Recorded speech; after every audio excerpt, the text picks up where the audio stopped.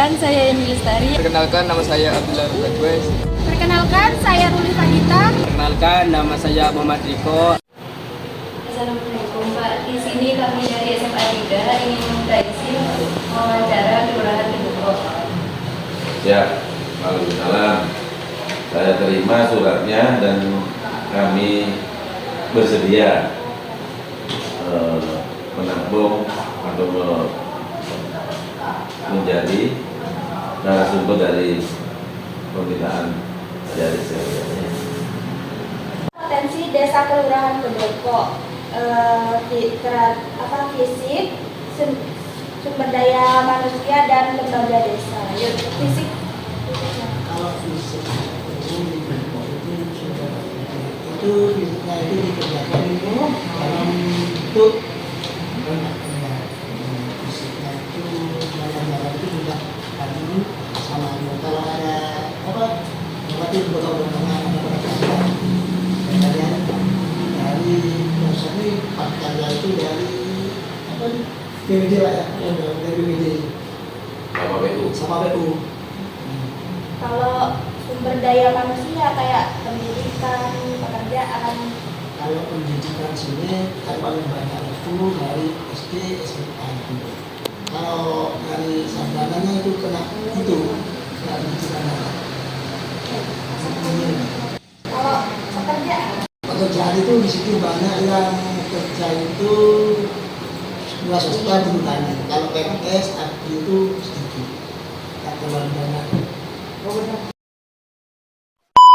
lembaga desa. Organisasi. Untuk masyarakat, Pokmas ada Pokmas. Masyarakat, terus LPN itu Pak. LPN.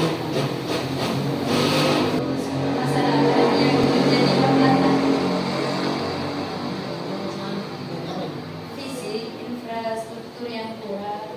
Kalau masalah di situ, kalau ada jalan besar itu bisa ada dari peserta nanti bisa dikerjakan. Tapi yang jalan bukan kita, dari itu.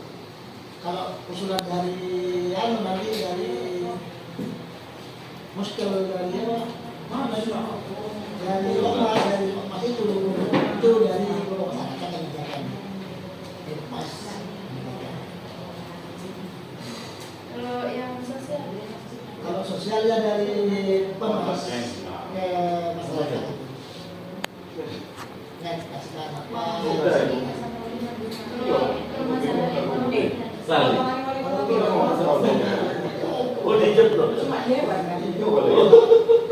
Jualannya ada kayak baru apa itu.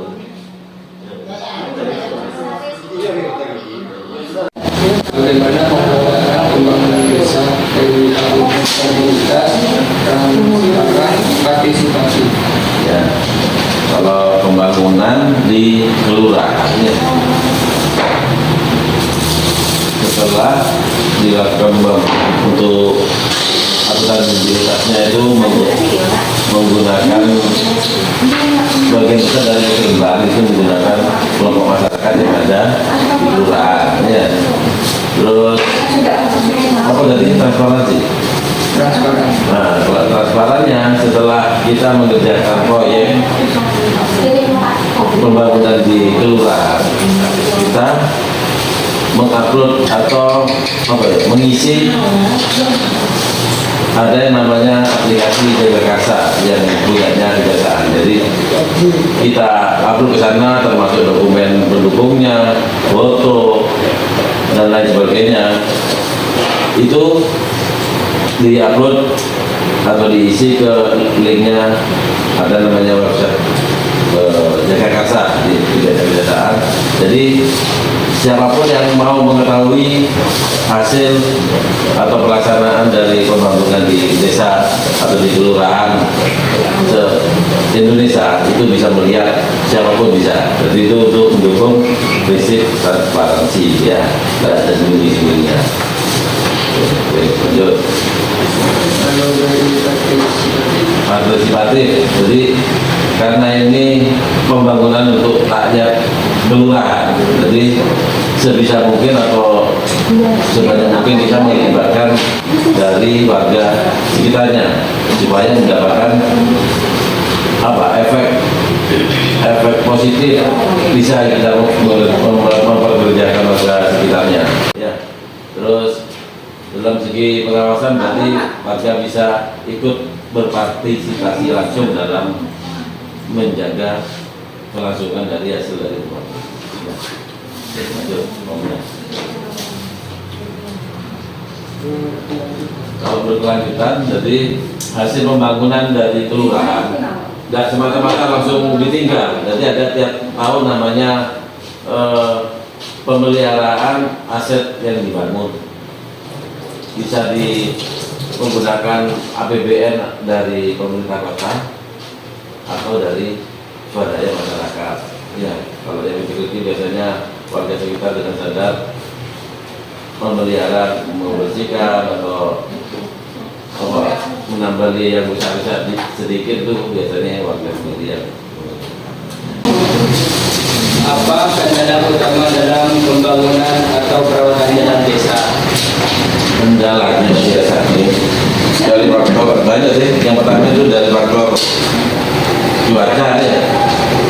Jadi kadang di sekolah Dupa itu sudah dibangun karena cuacanya hujan, jadi kena tergerus dari usaha. Itu yang pertama. Yang kedua dari segi biaya. Jadi dari segi biaya itu antara pusat kota kita di agak pinggir kan ya.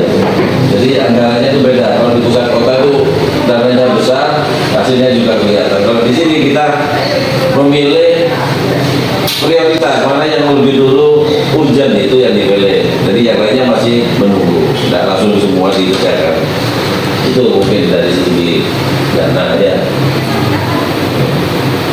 Bagaimana ketersediaan air bersih untuk masyarakat desa Dupa? Kalau air bersih di kelurahan Dupa atau di kota Probolinggo itu tidak ada kendala ya, karena kedalaman dari airnya itu dangkal, jadi tidak terlalu susah untuk mencari. Yang kedua karena faktor curah hujannya tinggi sini, jadi sumbernya juga melimpah. Tidak ada kendala untuk pemanfaatan air. Apakah seluruh wilayah desa Dupa sudah terjangkau listrik dengan baik? Insya Allah sudah, karena sudah menerima semua. Kalau tahun lalu mungkin ada salah satu warga miskin yang tidak mampu, ternyata ada bantuan dari provinsi kemarin. Jadi yang tidak mampu itu ada bantuan untuk pemasangan meteran listrik yang terjangkau. Jadi provinsi itu membantu memasangkan listrik PLN tanpa biaya, terus dapat kayak pembayaran 1 tahun ditanggung oleh provinsi. Jadi orang itu tidak bisa bayar selama 1 tahun menggunakan PLN meteran yang baru. Terus setahun berikutnya bayar sendiri, tapi otomatis kan ada subsidi dari tidak sampai besar dibandingkan dengan yang lain. Ya. Dunia pendidikan di Gedopo didominasi oleh sekolah dasar hingga menengah atas. Hanya sebagian kecil yang menempuh pendidikan hingga sarjana. Namun semangat belajar mereka tak pernah padam. Untuk pekerjaan, sebagian besar warga berprofesi sebagai wira swasta dan buruh tani. Sedangkan pegawai negeri dan staf administrasi masih tergolong sedikit. Meski begitu, masyarakat Gedopo terus berupaya membangun dengan harapan agar wilayah ini semakin maju tanpa meninggalkan nilai-nilai kebersamaan. Alamnya masih asri, udaranya sejuk, dan setiap langkah di tanah Gedopo menyimpan cerita perjuangan warganya.